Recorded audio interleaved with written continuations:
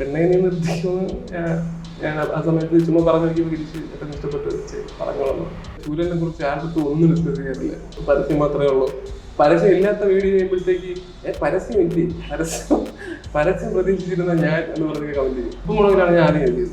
ജയസൂര്യ ചേട്ടൻ വിളിച്ചിട്ടുണ്ടായിരുന്നു. പുലി പിടിക്കുന്ന വീഡിയോ എന്തായാലും ആലോചിക്കും. ഇങ്ങനെ അതിന് ഇങ്ങനത്തെ വിഷമങ്ങൾ കാണുമില്ലേ. ചാനല് മിക്കവാറും ഒരു തീരുമാനമാവും. ആശുപൊക്കെ എന്റെ പൊന്നു. ഷമീർ ഖാനാണ് ഇന്ന് നമ്മുടെ അതിഥിയായി എത്തിയിട്ടുള്ളത്. ചേട്ടാ നമസ്കാരം. നമസ്കാരം. ഇപ്പൊ സിനിമകളുടെ സെറ്റിൽ നിന്ന് സെറ്റിലേക്കുള്ള യാത്രയിലാണ്. ഇപ്പൊ പാലും പഴവും തിയേറ്ററുകളിലേക്ക് എത്തിയിരിക്കുകയാണ്. എന്തൊക്കെയാണ് പുതിയ വിശേഷങ്ങൾ? വിശേഷം ഇന്ന് പാലും പഴവും റിലീസായി. ഇപ്പം കുറച്ച് സമയമായിട്ടുള്ളൂ. കണ്ടിറങ്ങിയ ആൾക്കാർ നല്ല അഭിപ്രായമാണ് കേൾക്കുന്നത്. ഈ ഒരു സിനിമ ശരിക്കും പറഞ്ഞിട്ടുണ്ടെങ്കിൽ VKP പോലൊരു വലിയ സംവിധായകന്റെ കൂടെയാണ് ചെയ്തിട്ടുള്ളത്. അതുപോലെ മീര ജാസ്മിൻ എന്ന് പറയുന്ന വലിയൊരു നടിയുടെ കൂടെയും അങ്ങനെ വലിയൊരു എക്സ്പീരിയൻസ് തന്നെ ആയിരിക്കുമല്ലോ ഈ ഒരു ചിത്രം. വലിയ എക്സ്പീരിയൻസ് ആയിരുന്നു. മീര ജാസ്മിനെ നമ്മൾ വർഷങ്ങളായിട്ട് പഠിക്കുന്ന കാലം തൊട്ടേ സ്വപ്നം കൂടും കസ്തൂരിമാരൊക്കെ കണ്ട് ഫാൻസ് ആയിരുന്നല്ലോ നമ്മളെല്ലാവരും. പുള്ളിക്കാരോട് വർക്ക് ചെയ്യുന്ന നല്ല എക്സ്പീരിയൻസ്. പുള്ളി ഭയങ്കര കൂളായിരുന്നു. നമ്മുടെ വലിയ കാര്യമായിരുന്നു. രസമുള്ള എക്സ്പീരിയൻസ് ആയിരുന്നു. ഇപ്പൊ അശ്വിൻ ജോസിന്റെ ഒരു അഭിമുഖത്തിൽ പറയുന്നുണ്ട്, മീര എന്നുള്ള പേര് വിളിക്കണോ അതോ ചേച്ചിന്ന് വിളിക്കണോ, എന്താ വിളിക്കേണ്ടതെന്ന് പറയുന്നത്. ആദ്യത്തെ 10 ദിവസം ഞാനിങ്ങനെ ചെന്ന് പയ്യെ നിന്ന് സംസാരിക്കുക, അങ്ങനെയൊക്കെ ആയിരുന്നു. നിങ്ങൾ തമ്മിലുള്ള ഇന്ററാക്ഷൻ ഒക്കെ എങ്ങനെയായിരുന്നു? അവൻ പിന്നെ കപ്പിളായിട്ട് ഒരു പേരായിട്ട് കൂടെ ചെയ്തുകൊണ്ട് അവന് കൂടുതൽ പ്രശ്നം. ആദ്യമേ ചേച്ചിന്ന് വിളിച്ച് അതുകൊണ്ട് വലിയ പ്രശ്നം ഉണ്ടായില്ല. നല്ല രസമായിരുന്നു. പുള്ളിക്കാരി ചൂരല് അറിയാവുന്ന ആളാണ്. മുമ്പ് ഫോളോ ചെയ്തിട്ടുണ്ട്. ആദ്യം കണ്ടപ്പോൾ അതിന്റെ കാര്യമൊക്കെ പറഞ്ഞു. അത് വലിയൊരു അച്ചീവ്മെന്റ് ആണല്ലോ. സന്തോഷമുള്ള കാര്യമാണ്. കണ്ടിട്ടുള്ള വീഡിയോസിന്റെ കാര്യമൊക്കെ പറഞ്ഞ് സംസാരിച്ച് രസമായിരുന്നു. ഇപ്പം VKP സാറിന്റെ കാര്യം തന്നെ എടുത്തിട്ടുണ്ടെങ്കിൽ അദ്ദേഹം എന്റർടൈനർ ചെയ്യുന്ന സമയത്ത് ത്രൂ ഔട്ട് എന്റർടൈനിങ് ആയിട്ടുള്ള സിനിമകളായിരിക്കും. ഇപ്പൊ 3 കിങ്സ്, ഗുലുമല, അങ്ങനെ ഫുൾ കോമഡി ആണെങ്കിൽ കോമഡി തന്നെയായിരിക്കും സിനിമയിൽ ഉടനീളം ഉണ്ടാവുക. അപ്പൊ ആ ഒരു എക്സ്പീരിയൻസ് എങ്ങനെയായിരുന്നു? അതും നല്ല എക്സ്പീരിയൻസ് ആയിരുന്നു. പുള്ളിക്കാരൻ VKP സാർ നമുക്ക് ഫ്രീഡം തരും. നമുക്ക് കയ്യിൽ നിന്നൊക്കെ ഇടാനും സീനുകൾ ഇംപ്രൂവൈസ് ചെയ്ത് മാറ്റം വരുത്താനൊക്കെ ഉള്ള ഫ്രീഡം ഉണ്ടായിരുന്നു. അപ്പം നമ്മളെല്ലാവരും വളരെ കംഫർട്ടബിൾ ആയിരുന്നു. എൻജോയ് ചെയ്താണ് ചെയ്തതെല്ലാവരും. രസമുള്ള സെറ്റായിരുന്നു. പിന്നെ റൈറ്റർ ആശിഷ് എല്ലാവരും നല്ല സപ്പോർട്ടായിരുന്നു. നല്ല ചൂട് അല്ലേ? അതെ അതെ. ഇപ്പൊ ചേട്ടൻ റൈറ്ററുടെ കാര്യം പറഞ്ഞു. ചേട്ടൻ ഒരു റൈറ്റർ ആണല്ലോ. അപ്പം ഈ സ്ക്രിപ്റ്റുകളൊക്കെ മുമ്പ് എഴുതിയിട്ടുണ്ട്. അതുപോലെ ചക്കപ്പഴത്തിന്റെ ഒക്കെ ആണെങ്കിലും സ്ക്രിപ്റ്റ് എഴുതിയിട്ടുണ്ട്. അപ്പൊ അതിൽ നിന്ന് സിനിമയിലേക്ക് വരുന്ന സമയത്ത് ഇപ്പൊ നമ്മളൊരു സോഷ്യൽ മീഡിയ പ്ലാറ്റ്ഫോമിന് വേണ്ടി ഒരു കണ്ടന്റ് എഴുതുന്നതും അതിൽ നിന്ന് സിനിമയിലേക്ക് വന്ന് അതിനനുസരിച്ച് അഭിനയിക്കുകയൊക്കെ ചെയ്യുമ്പോൾ നമ്മുടെ കണ്ടന്റിൽ നമ്മൾ അഭിനയിക്കുന്നതും മറ്റൊരാളുടെ കണ്ടന്റിൽ നമ്മൾ അഭിനയിക്കുന്നതും തമ്മിലുള്ള ആ ഒരു വ്യത്യാസം അതെങ്ങനെയാണ് ഫീൽ ചെയ്യുന്നത്? വ്യത്യാസം ഉണ്ട്. പക്ഷേ ഈ പറഞ്ഞ പോലെ ഇതുവരെ ചെയ്ത ഡയറക്ടേഴ്സ് എല്ലാം നമുക്ക് നമ്മുടേതായ ഇൻപുട്ട് ചെയ്യാനുള്ള ഫ്രീഡം തന്നിട്ടുണ്ട്.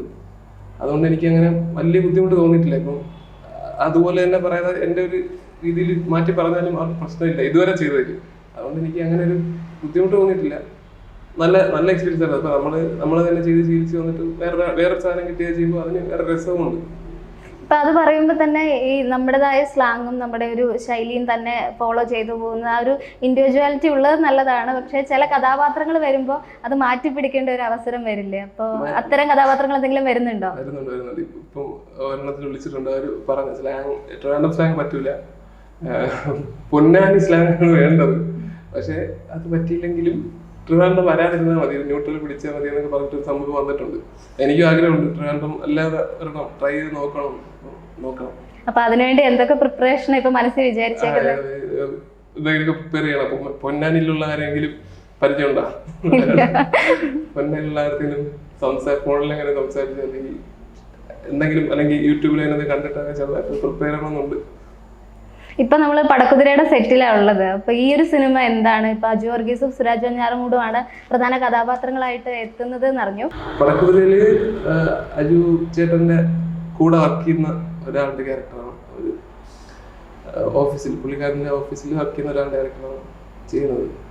ഈ പറഞ്ഞ സിദ്ദിഖിക്ക, ഇന്ദ്രൻ ചേട്ടൻ, ഇപ്പം വാഴ കത്തിയിരിക്കുന്നുണ്ട്. അതിലെ ജോമോൻ ജ്യോതിർ, അങ്ങനെ നല്ലൊരു കാസ്റ്റുള്ള പടമാണ് പടക്കുതിര. കോമഡി പരിപാടിയാണ്, രസമുണ്ട്. എന്താ ഈ പടക്കുതിര എന്ന് പറയുന്നത്? പടക്കുതിര ഒരു മാഗസീനാണ്. മാഗസീനിന്റെ ഓൺലൈൻ വിഭാഗം മേധാവിയാണ് ഞാൻ, നിശ്ചൽ. ഇപ്പം ഇത് കോമഡി ആണെന്ന് പറഞ്ഞല്ലോ. ഈ കോമഡി അല്ലാതെ മറ്റേതെങ്കിലും തരത്തിലുള്ള ടഫായിട്ടുള്ള ക്യാരക്ടേഴ്സ് ഒക്കെ നമുക്ക് കാണാൻ പറ്റുമോ? ഇനി അത്തരത്തിലുള്ള കോൾസ് എന്തെങ്കിലും വന്നിട്ടുണ്ടോ? അതും ചെയ്യണമെന്ന് ആഗ്രഹമുണ്ട്. ഇടയ്ക്ക് ഒരെണ്ണം ഒരു സീരിയസ് ആയിട്ട് വന്നിരുന്നു, പക്ഷെ ചെയ്യാൻ പറ്റിയില്ല. വേറൊരു പടം ചെയ്തുകൊണ്ടിരുന്ന സമയത്താണ് വിളിച്ചത്, അതുകൊണ്ട് അത് ചെയ്യാൻ പറ്റിയില്ല. ഇനി വരുമായിരിക്കും. ഇപ്പൊ പ്രേമലു 2ന്റെ ഷൂട്ടുമായിട്ട് ബന്ധപ്പെട്ട് എന്തെങ്കിലും അപ്ഡേറ്റ് ഉണ്ടോ?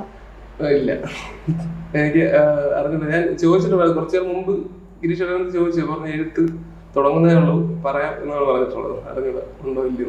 ശരിക്കും പറഞ്ഞാൽ പ്രേമലു ഭയങ്കര ഒരു ബ്രേക്ക് എന്ന സിനിമയാണ്. പ്രത്യേകിച്ച് അതിലെ പെണ്ണേനെ നിർത്തിക്കോ എന്ന് പറയുന്ന ഒരു ഡയലോഗ് ഉണ്ടല്ലോ. അത് ശരിക്കും ആ ഡയലോഗ് ഈ ഒരു സ്ക്രീൻ പ്ലേയിൽ ഉണ്ടായിരുന്നതാണോ, അത് നിങ്ങൾ മോഡിഫൈ ചെയ്ത് കൊണ്ടുവന്നതാണോ? സ്ക്രീൻ പ്ലേയിൽ ഉണ്ടായിരുന്നത് ആദ്യം നിർത്തിക്കോ നീയും എന്ന്, പെണ്ണിട്ട് നീയും എന്ന് മാത്രമേ സ്ക്രിപ്റ്റിൽ ഉണ്ടായിരുന്നുള്ളൂ. പക്ഷെ അതൊരു സാധനം ഉണ്ട്, കാരണം ഈ ത്രൂ ഔട്ട് അവൾ പാടിക്കൊണ്ടിരിക്കുന്നുണ്ടല്ലോ. ഇവൻ്റെ അടുത്ത് നിർത്താൻ പറഞ്ഞിട്ട് നീയും എന്നുള്ള സംഭവം ഉണ്ടായിരുന്നത്. പെണ്ണെ നീ നിർത്തിക്കുമെന്ന് ഞാൻ ആ സമയത്ത് ചുമ്മാ പറഞ്ഞു നോക്കിയപ്പോൾ ഗിരീഷ് ഏറ്റവും ഇഷ്ടപ്പെട്ട് പറഞ്ഞോളൂ. അപ്പൊ ആ ഒരു ഡയലോഗ് അത്രയും ഹിറ്റായ സമയത്ത് എങ്ങനെയായിരുന്നു റെസ്പോൺസുകളൊക്കെ വന്നിട്ടുണ്ടായിരുന്നത്?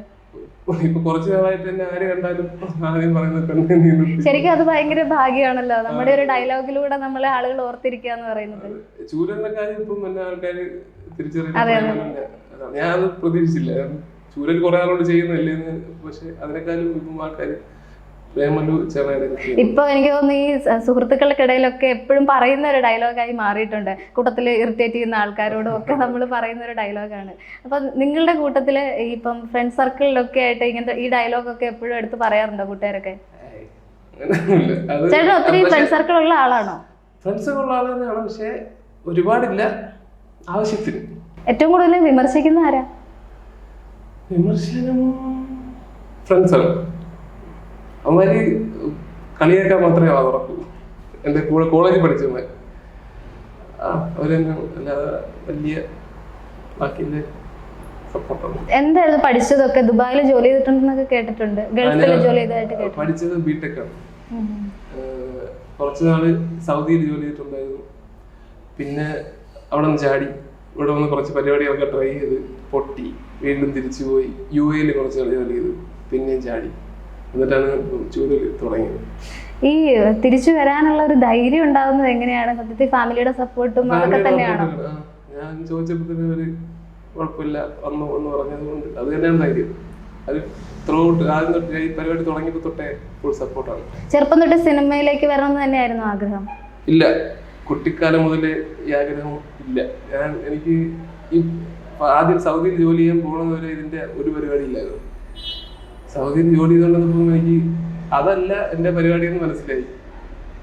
സഹിക്കാൻ പറ്റാത്ത സ്റ്റേജിൽ എത്തിയപ്പോഴത്തേക്ക് ബോറടിച്ച് താല്പര്യമില്ലാത്ത ജോലിയാണ്. അപ്പം എന്തെങ്കിലും ഒന്ന് വേറെ ട്രൈ ചെയ്യണമെന്ന് വിചാരിച്ചിട്ട്, സിനിമ ഇഷ്ടമാണ് മുമ്പേ, യൂട്യൂബ് ചാനൽ തുടങ്ങാം എന്നുള്ള സെറ്റപ്പിലാണ്. ആ സമയത്ത് യൂട്യൂബ് ചാനലുകളൊക്കെ ആൾക്കാർ തുടങ്ങി വരുന്നതേ ഉള്ളൂ. അങ്ങനെ വീട്ടിലിങ്ങനെ ഒരു ഐഡിയ ചോദിച്ചു. മെയിനായിട്ട് ഞാൻ പറഞ്ഞത് എനിക്കിവിടെ പറ്റുന്നില്ല, എനിക്ക് ജോലി എനിക്ക് ശരിയാവില്ല, വേറെ എന്തെങ്കിലും ട്രൈ ചെയ്യാൻ. നാട്ടിൽ വന്നിട്ട് ഇങ്ങനെ ഒരു പരിപാടി നോക്കിക്കോട്ടെ എന്ന് വെച്ചപ്പോൾ വന്നോളം പറഞ്ഞു. അങ്ങനെ വന്നിട്ടാണ് ആദ്യം യൂട്യൂബ് ചാനലാണ് തുടങ്ങിയത്. വേറെ ഒരു 3-4 വീഡിയോസ് നമ്മൾ ചെയ്തിട്ടുണ്ടായിരുന്നു, കുറച്ചുകൂടെ വലുത് 10 മിനിറ്റുകൾ. ഈ സറ്റയർ പോലെയുള്ള സംഭവം. അത് കഴിഞ്ഞിട്ട് ആണ് ഞാൻ ഫ്ലവേഴ്സിൽ ഈ ചക്കപ്പഴം എന്നുള്ള സംഭവം സിറ്റ്കോമിന്റെ സ്ക്രിപ്റ്റ് ചെയ്യാൻ ക്ലിയർ ചെയ്ത്. അവിടെ ഒരു അയച്ചു കൊടുത്തിട്ട് ആദ്യം ഉപ്പുമുളകിലാണ് ഞാൻ ആദ്യം എഴുതിയത്.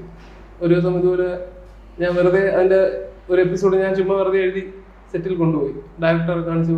ഓൾറെഡി ഡയറക്ടറൊക്കെ മുമ്പേ പരിചയമുണ്ട്. അത് ഷൂട്ട് നടക്കുന്ന സ്ഥലം എനിക്ക് ഒരാൾ പറഞ്ഞു തന്നു.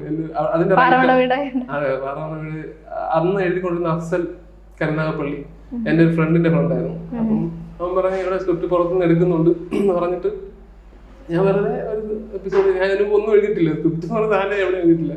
ചുമ്മാ ഒരു 20 മിനിറ്റ് വരുമെന്നുള്ള ഒരു ഊഹത്തിൽ എഴുതി കൊണ്ട് കാണിച്ചപ്പോൾ ഡയറക്ടർ ഇഷ്ടപ്പെട്ട് എടുത്ത് ഇനി എഴുതി കൊണ്ടുപോവാ എന്ന് പറഞ്ഞു. അങ്ങനെ സെറ്റിൽ കൂടെ ഉണ്ടായിരുന്നു. പക്ഷെ എഴുതി കഴിഞ്ഞ് പുള്ളി ഇഷ്ടപ്പെട്ട് കഴിഞ്ഞിട്ട് പിന്നെ അവരങ്ങനെ എഡിറ്റിംഗ് ഒന്നും നടത്തേണ്ടി വന്നില്ല. അത് ബാക്കി ആർട്ടിസ്റ്റുകളും ഇംപ്രൂവൈസ് ചെയ്ത് അവർ ചെയ്തു. പിന്നെ സെയിം ഡയറക്ടറാണ് ഈ ചക്കപ്പഴം ചെയ്തത്. അപ്പം പുള്ളി എന്നെ വിളിച്ചു. അപ്പൊ ചക്കപ്പഴം നിന്ന് കഴിഞ്ഞപ്പം പിന്നെ ഇത് എന്ത് ചെയ്യും എന്നുള്ള ഒരു കൺഫ്യൂഷൻ ഒക്കെ ഉണ്ടായോ? ഇല്ല, ഞാൻ ചക്കപ്പഴം നിൽക്കുന്നതിന് മുമ്പ് ഞാൻ ഇറങ്ങി. ഒരു 350 എപ്പിസോഡോളം ആയപ്പോഴത്തേക്കും ഞാൻ ചൂരൽ ഈ റീൽസ് ഇട്ട് തുടങ്ങി. ഒന്ന് ക്ലിക്കായ സമയത്ത് ഇത് നമ്മളിപ്പോൾ ഒരു 10-100 എപ്പിസോഡ് എഴുതി കഴിയുമ്പോഴത്തേക്ക് നമ്മളെ പരിപാടി കഴിയും, ആ പീസ് കൂട്ടും. ഡെയിലി എഴുതണം, പുതിയ കണ്ടന്റ് അത് നല്ല നല്ല ബുദ്ധിമുട്ടുള്ള ജോലിയാണ്. അപ്പം അവിടെയൊക്കെ എത്തിയപ്പോൾ എനിക്കത് ഡയറക്ടർ പറഞ്ഞിട്ട് എനിക്ക് ഒറ്റയ്ക്ക് പറ്റുന്നില്ല എന്നൊക്കെ പറഞ്ഞിട്ട് അപ്പം ചൂരിൽ നിന്നൊരു വരുമാനം വന്നു തുടങ്ങിയപ്പോൾ ഞാൻ അവിടെ നിന്ന് ഇറങ്ങി. പിന്നെ സീസൺ 2 ഒക്കെ വേറെ ആൾക്കാരാണ് എഴുതി. അപ്പൊ ഈ ചൂരലിലേക്ക് നോക്കുകയാണെന്നുണ്ടെങ്കിൽ ദി ചൂരൽ എന്നാണ് ഇട്ടേക്കുന്നത്. ചൂരൽ എന്നുള്ള പേരിന്റെ കൂടെ ഒരു ദി ചേർക്കാനുള്ള കാരണം എന്താ? എനിക്ക് തോന്നുന്നു ഈ അതിന്റെ യൂസർ ID കൊടുക്കാൻ വേണ്ടി വെറുതെ കൊടുത്തത് രസത്തിന് രസം, പ്രത്യേകിച്ച് ഇങ്ങനെ ഭയങ്കര ആലോചിച്ചൊന്നും ഇട്ടല്ല, വെറുതെ ഇപ്പൊ എന്തായാലും ചൂരലൊരു ബ്രാൻഡായി മാറിയിരിക്കുകയാണ്. അത്രയും ഫോളോവേഴ്സും ഒക്കെ ആയിട്ടുണ്ട്. ഇപ്പൊ തമാശ മാത്രമാണ് നമ്മൾ കണ്ടിട്ടുള്ളത്. കുറച്ചുകൂടി സീരിയസ് ആയിട്ടുള്ളത് എന്തെങ്കിലും നമുക്ക് കാണാൻ പറ്റുമോ ചൂരലിലൂടെ? ചൂരല് കരിക്ക് പോലെയൊക്കെ ആക്കി എടുക്കണമെന്നായിരുന്നു ആഗ്രഹം. വെബ് സീരീസുകളും ഈ ഷോർട്ട് ഫിലിം പോലത്തെ കുറച്ചുകൂടെ വലിയ, എനിക്കൊന്ന് കരിക്ക് വരുന്നതിന് മുമ്പേ തന്നെ നിങ്ങൾ തുടങ്ങിയിരുന്നു അല്ലേ? വെബ് സീരീസുകളും കുറച്ചുകൂടെ വലിയ ഷോർട്ട് ഫിലിംസ് ഒക്കെ ചെയ്യണമെന്ന് പ്ലാൻ ഉണ്ടായിരുന്നു. പക്ഷെ എപ്പോഴാണ് ഈ ഇങ്ങനത്തെ സിനിമകളിൽ നിന്നൊക്കെ ചെറിയ വിളികൾ വന്നു തുടങ്ങി. ഇപ്പം അത്യാവശ്യം പടങ്ങൾ വരുന്നുണ്ട്. അപ്പം ഇനി അത് നടക്കുമെന്ന് അറിഞ്ഞൂടാ, അതിലും ആഗ്രഹമുണ്ട്. ഈ സിനിമ ഫീൽഡിൽ നിന്ന് ആദ്യമായിട്ട് ഈ ഒരു ചൂരലൊക്കെ കണ്ടിട്ട് ഏറ്റവും അപ്രിസിയേഷൻ അറിയിച്ച ആദ്യത്തെ ആളായിരുന്നു? പലരും മെസ്സേജ് അയച്ചിട്ടുണ്ട്, കുറെ പേര്. ആദ്യമായിട്ട് വിളിച്ചത് എനിക്ക് ജയസൂര്യ ചേട്ടൻ വിളിച്ചിട്ടുണ്ടായിരുന്നു. കണ്ടന്റൊക്കെ നല്ലതാണ്, സിനിമ ചെയ്യണം, കംഫർട്ട് സോണിൽ നിന്ന് കളയുന്നത് എന്നൊക്കെ പറഞ്ഞിട്ടുണ്ടായിരുന്നു. പിന്നെ ആദ്യം നമ്മള് ലാൽ ജോസ് സാറ് മെസ്സേജ് അയച്ചിട്ട് പിന്നെ പുള്ളിയുടെ സിനിമ പ്രൊമോട്ട് ചെയ്യാനൊക്കെ വിളിച്ചിട്ടുണ്ടായിരുന്നു. പിന്നെ ഇന്ദ്രജിത്ത് ചേട്ടനൊക്കെയാണ് ആദ്യം ഫോളോ ചെയ്ത ആക്ടേഴ്സിന്റെ കൂട്ടത്തിൽ നമ്മൾ ആദ്യം ഇങ്ങനെ ഞെട്ടി. അങ്ങനെ പിന്നെ കുറെ സിംഗേഴ്സ്, സൂരജ് സന്തോഷ്, സിത്താര ചേച്ചിക്ക് ആദ്യം തൊട്ടേ എല്ലാ വീഡിയോയിലും കമന്റ് ചെയ്യുമായിരുന്നു. അങ്ങനെ കുറെ പേര് ഉണ്ട്. ചൂരലിൽ നിങ്ങളുടെ വീഡിയോസ് കാണുമ്പോൾ കൂടുതലും ജീവികളെ കുറിച്ചുള്ളതൊക്കെയാണ് കൂടുതലായിട്ടും ക്ലിക്ക് ആയിട്ടുള്ള വീഡിയോസ്. ഇപ്പൊ എനിക്ക് തോന്നുന്നു മുൻപ് അരുൺ പ്രദീപ് ഒക്കെ ഇതുപോലെ പട്ടി, പൂച്ച അങ്ങനത്തെ ജീവികളുടെ മൈൻഡ് വോയിസ് വെച്ചിട്ടൊക്കെ വീഡിയോസ് ചെയ്ത് കണ്ടിട്ടുണ്ടായിരുന്നു. അതിന് ശേഷമാണെന്ന് തോന്നുന്നു ഇങ്ങനെ ഒരു ഇത് വന്ന് കണ്ടത്. അപ്പൊ അതിൽ നിന്നൊക്കെ ഇൻസ്പിറേഷണൽ ആയിട്ടുണ്ടായിരുന്നു. പറഞ്ഞിട്ടുണ്ട് അരുൺ പ്രദീപ് ഒക്കെ. ആൾക്കാർ പലരും വിചാരിക്കുന്നത് നമ്മളാണ് ഈ മൃഗങ്ങളെ സംഭവം കൊണ്ടുവന്നുള്ള രീതിയിൽ ചോദിക്കും. അതിനു മുമ്പ് പലരും അരുൺ പ്രദീപും പിന്നെ പുറത്തുള്ള ആൾക്കാരൊക്കെ ഈ മൃഗങ്ങൾ സംസാരിക്കുന്ന കോൺസെപ്റ്റ് നമ്മളെല്ലാം കൊണ്ടുവന്നത്. പക്ഷെ നമ്മൾ ഈ പറഞ്ഞ പോലെ ഈ പരാതി പറച്ചില്, മൃഗങ്ങളെ പിണക്കം ഹിറ്റടിച്ചപ്പം പിന്നെ നമ്മള് ആ ഒരു സംഭവം പിടിച്ച്. അപ്പൊ ശരിക്കും ഭയങ്കര ഒബ്സർവേഷൻ ഉണ്ടെങ്കിൽ മാത്രം നടക്കുന്ന ഒരു കാര്യം കൂടിയാണിത്. കാരണം ഓരോ ജീവികളുടെ അവരുടെ തലത്തിൽ നിന്ന് ചിന്തിക്കുക എന്ന് പറയുമ്പോൾ അവരെന്തിലൂടെയൊക്കെയാണ് കടന്നു പോകുന്നതൊക്കെ ചിന്തിക്കണമെങ്കിൽ ക്രിയേറ്റിവിറ്റിക്കൊപ്പം തന്നെ നല്ല ഒബ്സർവേഷനും കൂടി വേണം. അങ്ങനെയുള്ള കൂട്ടത്തിലാണോ? ആയിരിക്കും. അത്യാവശ്യം ഈ മുമ്പ് ഇല്ലായിരുന്ന ഇത് ചെയ്ത് തുടങ്ങി കഴിഞ്ഞപ്പോൾ കുറച്ച് ഒബ്സർവേഷൻ കൂടി. മുമ്പ് നമ്മൾ ശ്രദ്ധിക്കാത്ത കാര്യങ്ങൾ ഇതിപ്പോൾ ചെയ്ത് 2 ചെയ്ത് കഴിഞ്ഞപ്പോഴത്തേക്ക് പിന്നെ നമ്മൾ ഇതാണല്ലോ നമ്മളെ ജോലി. അപ്പം നമ്മളെ മനസ്സിൽ ഇത് എപ്പോഴും കാണും. അപ്പോൾ ഇങ്ങനെ ഓരോ മൃഗങ്ങളെ കാണുമ്പോഴും അല്ലെങ്കിൽ ഇങ്ങനെ വീഡിയോസ് കാണുമ്പോഴും ഈ പുലി പിടിക്കുന്ന വീഡിയോ എന്തെങ്കിലും ആലോചിക്കും. ഇങ്ങനെ അതിനും ഇങ്ങനത്തെ വിഷമങ്ങൾ കാണുമല്ലേ സംഭവം വരും, നോട്ട് ചെയ്യും. പിന്നെ ചേട്ടന് ചെയ്തിട്ടുള്ളത് വെച്ചിട്ട് ഇപ്പൊ അക്കൗണ്ടിലുള്ളതിൽ ഏറ്റവും ഇഷ്ടപ്പെട്ട വീഡിയോ ഏതാ? പശുവിന്റെ ആണോ എനിക്ക് ഏറ്റവും ഇഷ്ടമാണ്. എന്റെ പാല് ഇറങ്ങോണ്ട് പോയിട്ട് അതാണ് ഞാൻ ചെയ്ത സമയത്ത് എനിക്ക് ചിരി വന്നിട്ടുള്ള. നിങ്ങളത് ഷൂട്ട് ചെയ്യുന്ന സമയത്ത് ഭയങ്കര ഫണ്ണായിരിക്കുമോ? ഇല്ല, ചിലത് നമുക്ക് ഇടയ്ക്ക് ചിരിച്ചു പോയിട്ട് പാടുപെടുന്ന സാധനങ്ങളുണ്ട്. മിക്കവാറും നമ്മൾ ചുമ്മാ ജസ്റ്റ് ഷൂട്ട് ചെയ്ത് സ്ക്രിപ്റ്റ് ഞാൻ അയച്ചു കൊടുക്കും, വരും, നമ്മൾ ജസ്റ്റ് ഒന്ന് റിഹേഴ്സ് ചെയ്തിട്ട് ഷൂട്ട് ചെയ്ത് പോകും. വലിയ അങ്ങനത്തെ ആ സമയത്ത് ഇംപ്രൂവൈസ് ചെയ്യും. അവനും എന്തെങ്കിലും കയ്യിൽ നിന്നൊക്കെ ഇടും, ഞാനും എടുക്കും.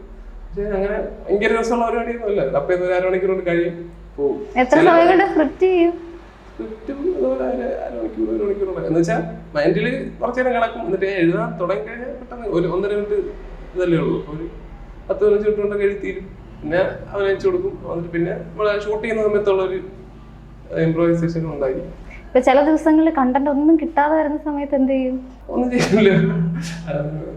ഇടയ്ക്ക് വരും, ക്ഷാമം വരും, നമുക്കൊന്നും കിട്ടാതെ വരും. ചിലപ്പോ കുത്തിയിരുന്ന് ആലോചിക്കും എന്തെങ്കിലും. വേറെ കൂട്ടുകാരോടൊക്കെ ഇങ്ങനെ സംസാരിക്കുമോ ഇങ്ങനെ എന്തെങ്കിലുമൊക്കെ കണ്ടന്റുകളുടെ ഐഡിയനെ പറ്റിയിട്ടൊന്നും? നിങ്ങൾ രണ്ടുപേരും മാത്രമാണ്? ഞാൻ ആരടുത്തും ചൂരലിനെ കുറിച്ച് ആരടുത്തും ഒന്നും ഡിസ്കസ് ചെയ്യാറില്ല. വീഡിയോസിന്റെ അഭിപ്രായം ചോദിക്കാറില്ല, അങ്ങനെ ഡിസ്കസ് ചെയ്യാറില്ല. എനിക്ക് അങ്ങനത്തെ ഒരു വേറെ ടൈപ്പാണ്.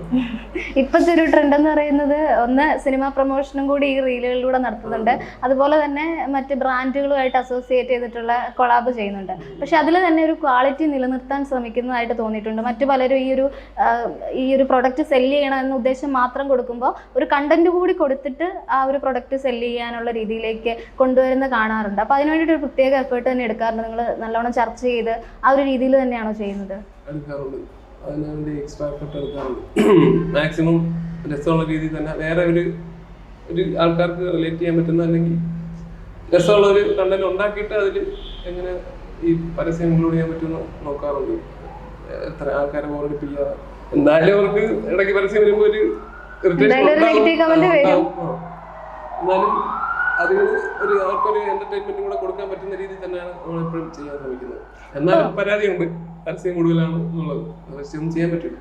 ഇപ്പൊ നെഗറ്റീവ് കമന്റ്സും പോസിറ്റീവ് കമന്റ്സും ഒരുപോലെ വരുമല്ലോ. അപ്പം നമ്മുടെ ബയോയിൽ ഓൾറെഡി ഇട്ടിട്ടുണ്ട് ചളി ബാധിത പ്രദേശത്തുള്ളത് ഇട്ടിട്ടുണ്ട്, അതുകൊണ്ട് അതൊരു ഡിസ്ക്ലൈമർ ആയിട്ട് അവിടെ കിടക്കും. എന്നിരുന്നാൽ പോലും ഇങ്ങനത്തെ നെഗറ്റീവ് കമന്റ്സ് എന്തെങ്കിലും വരുമ്പോൾ അല്ലെങ്കിൽ പോസിറ്റീവായിട്ട് വളരെ ആളുകൾ പറയുന്ന സമയത്ത് അങ്ങനെ ഓർത്തിരിക്കുന്ന കമന്റ്സ് എന്തെങ്കിലും ഉണ്ടോ?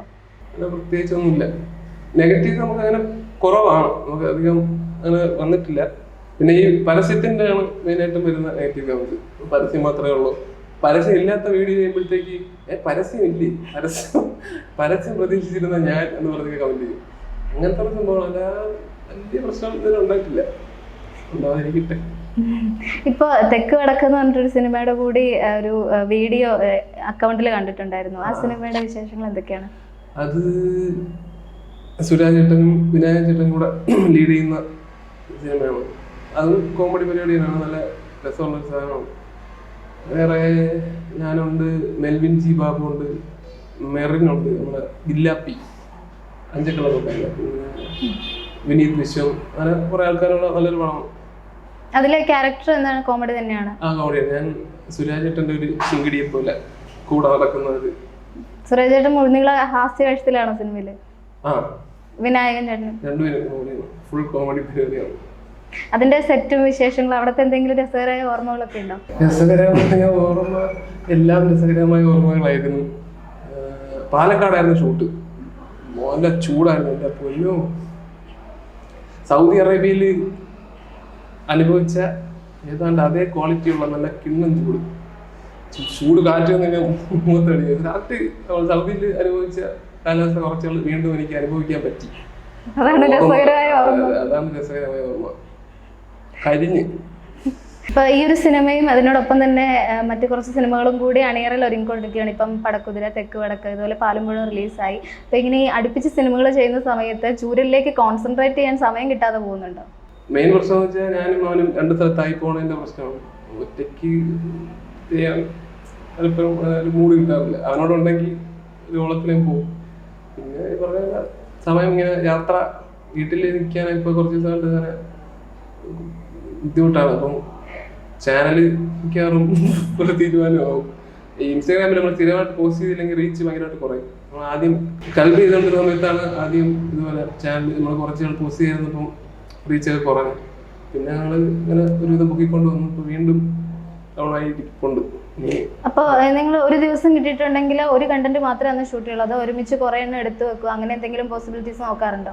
ഇങ്ങനെ ബിസി ആയിരിക്കുന്ന സമയത്ത് സമയം കിട്ടുമ്പോൾ നമ്മൾ 2-3 ചെയ്ത് വെക്കാൻ നോക്കാറുണ്ട്. ചിലപ്പോഴും നടക്കൂല. എന്നാലും ഇപ്പോൾ ലാസ്റ്റ് നമ്മൾ കണ്ടപ്പോൾ 2-3 സ്റ്റോക്ക് ചെയ്ത് വെച്ചായിരുന്നു. പക്ഷെ അതൊക്കെ പോസ്റ്റ് ചെയ്ത് തീർന്നുപോയി. ഇനിയും പോകുമ്പോൾ ചെയ്യണം.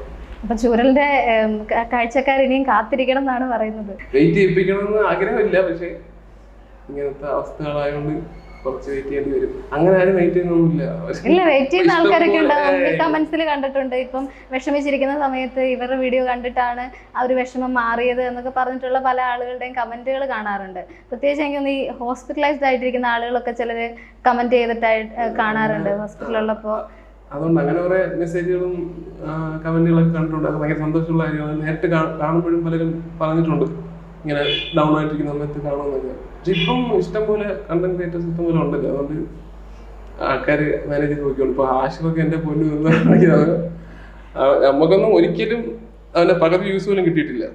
അപ്പം ആൾക്കാർക്ക് എന്റർടൈൻമെന്റിന് നിങ്ങൾ ഏകദേശം സെയിം സ്ഥലമാണല്ലോ. വളരെ അടുത്താണ്. പക്ഷെ മുമ്പ് പരിചയമില്ല, ഇതിന് ശേഷം 1 പ്രാവശ്യം കണ്ടിട്ടുണ്ടെന്നേ ഉള്ളൂ. അതുകൊണ്ട് ആൾക്കാർ മാനേജ് ചെയ്ത് നോക്കിയോളൂ. എന്തായാലും ചുരലിന് വേണ്ടി അങ്ങനെ ഒരു പ്രേക്ഷകരുണ്ട്. മറ്റുള്ളതെല്ലാം കൺസ്യൂം ചെയ്യുമ്പോഴും ഇത് കൺസ്യൂം ചെയ്യാനായിട്ടും ആളുകൾ കാത്തിരിക്കുക തന്നെയാണ്. നല്ല കുറെ ഫാൻസ് ഉണ്ട്, നമ്മൾ നന്നായിട്ട് സപ്പോർട്ട് ചെയ്യുന്ന കുറെ ആൾക്കാരുണ്ട്. പക്ഷെ ഇതാണ് പ്രശ്നം, നമ്മള് സമയമില്ല. അങ്ങനെ ഭയങ്കര ബിസി ആവുന്നല്ല, കുറച്ച് മടിയുണ്ട്. നമ്മൾ കുറച്ച് സമയം കിട്ടുമ്പോൾ ചിലപ്പോ അങ്ങ് ഉഴപ്പിരുന്ന് കളയുന്ന പരിപാടിയുണ്ട്. എന്നാലും മാക്സിമം ചെയ്യാൻ ശ്രമിക്കും. അങ്ങനെ ഫ്രീ ടൈം കിട്ടുവാണെങ്കിൽ എന്താ ചെയ്യാറ്? സിനിമ കാണുക, പാട്ട് കേൾക്കുക, അങ്ങനെ എന്തെങ്കിലും ഹോബീസ് എന്തൊക്കെയാണ്? സിനിമ കാണും, പിന്നെ ചുമ്മാ ഇങ്ങനെ കിടക്കാനും ഇഷ്ടമാണ്. അപ്പൊ ഇനി വരാനിരിക്കുന്ന സിനിമകളൊക്കെ കൂടുതൽ ഹിറ്റ് ആവട്ടെ, അതുപോലെ ചൂരലും മറ്റൊരു സൈഡിൽ കൂടെ നല്ല രീതിയിൽ മുമ്പോട്ട് പോകട്ടെ. എന്തായാലും ഇത്രയും സമയം സ്പെൻഡ് ചെയ്തതിന് താങ്ക് യു. എന്നെ ഇവിടെ വന്നിട്ട് നല്ല ചോദ്യങ്ങൾ ചോദിച്ചതിന് താങ്ക് യു.